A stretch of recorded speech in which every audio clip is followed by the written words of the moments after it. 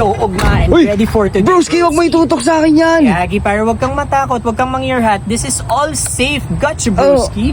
Anyways bro, malayo pa ba yung bahay ng lola mo?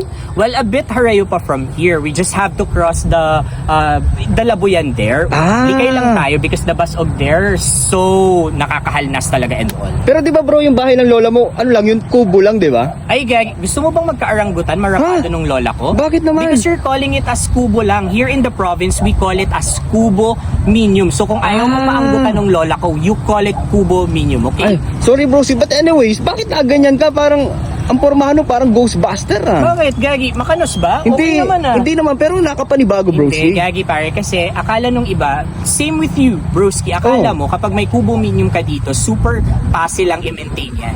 Ano ba? Hindi broski, high maintenance ang kubo minium sa province. Bakit, kasi bro? kapag naka-star ka at meron kang kubo minium near sa province, ang dami mong kalaban.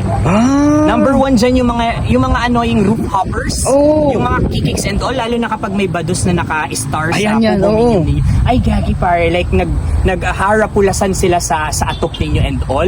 Tapos kapag makusog yung duros, kapag may bagyo and all, ay Gagi, kailangan mong mag-invest ng mga pampagabat sa bubong mo and all.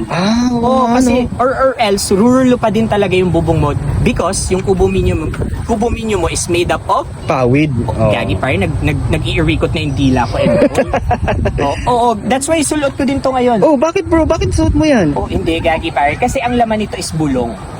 Bulong. The past few weeks kasi, broski, kagulping nagpaparamdam sa kubo minium ng lola ko. Legit. Ay, maraming multo, broski. Hindi, broski. Mas matindi pa sila sa multo because hindi lang sila matanga nagpaparamdam. Like, kahit aga and all. Di mga taong lipod siyan, broski. Hindi, broski. Hindi rin. Mas matindi pa. Although sa Reddit lang na creature sila, pero kapag kinagat ka itong mga nagpaparamdam na to sa kubo minium ng lola ko, ay Gagi pare, like super lanit sa kuglet and all. Ba't ano ba bro yung mga nagpaparamdam sa bahay ng lola mo? These are annoying alloys or anay. Ay, mga anay, delikado yung broski. Sobrang delikado, like nakakasida ng harong. That's why, alam mo, the past few weeks, naglinig na ako sa Natad. Naglinig na ako sa Libod, pinausukan ko na, nagpasantiguar, nagpasuog na ako and all. Anong nangyari, broski? Hindi sila nagkakagaradan. Nandun pa rin? Annoying alloys are still there. Ay, Sinisirida pa rin niya yung harong ng lola ko. Hindi sila natatanggal, broski? Oo, ginibo ko na gabos. That is why, naghagad na ako ng tabang sa mga broskis ko from Boas.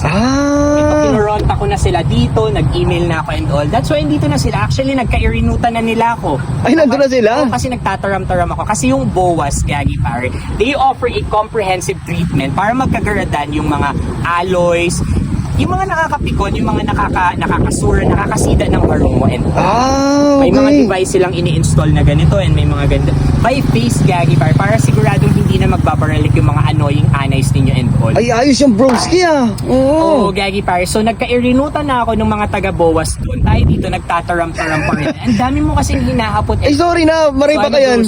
Punta na tayo doon. G ba tayo? Tara broski. Tara? Tara, let's go. Gagi pare.